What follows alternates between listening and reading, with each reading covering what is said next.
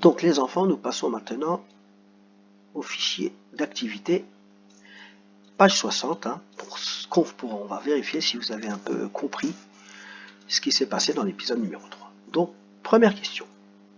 Il y a marqué « Coche la phrase qui correspond à l'image ». Bien sûr, les enfants, je fais cette vidéo, mais vous n'êtes vraiment pas obligés de suivre toute la vidéo. Si vous êtes capable de lire tout seul les consignes et de faire le travail tout seul, c'est très bien. Vous le faites. Si vous voulez vous rassurer en regardant la vidéo, il n'y a aucun problème. Faites-le. Sinon, passez directement à la correction papier que je vous ai envoyée. Voilà. Donc sinon, vous pouvez essayer de faire l'exercice 1 tout seul, mettre pause, vous faites tout seul et vous reprenez la lecture pour pouvoir lire en même temps ce que j'indique dans la vidéo. C'est parti. Donc là, il faut cocher la phrase qui correspond à l'image. Vous avez une image, c'est la même que celle de votre livre, et vous devez cocher la bonne phrase. Le coiffeur se reposa près du puits. Le gouverneur cria très fort sur le coiffeur. Le coiffeur cria de tout son souffle au-dessus du puits. Voilà, vous devez cocher la bonne phrase. Réponds à la question. Donc là, on a une question et il faut essayer de répondre à la question. Bien sûr, vous vous aidez des mots de la question pour faire votre réponse. Il y a marqué « Où se trouve la grenouille ?» Où se trouve la grenouille?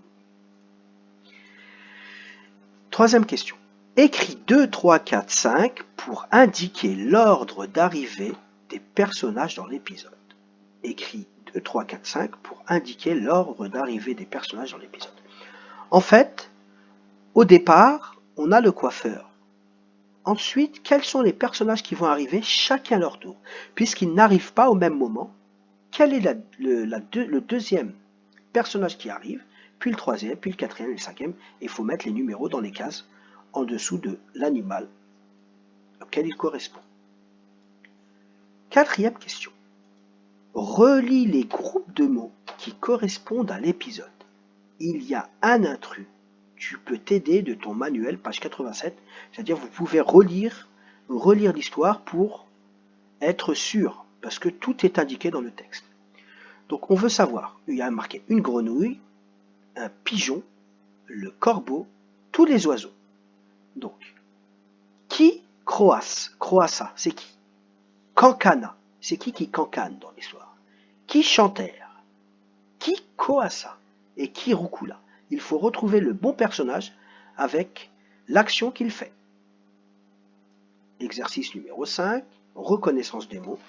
Entoure chaque mot dicté. Donc là, vous préparez votre crayon à papier. Je commence. Ici, je veux que vous entouriez longue. Je répète, longue. Ici, je veux que vous entouriez le mot ville. Ville. Ici, je veux que vous entouriez le mot main. Main. Et ici, dans le dernier, je veux que vous entouriez le mot souffle.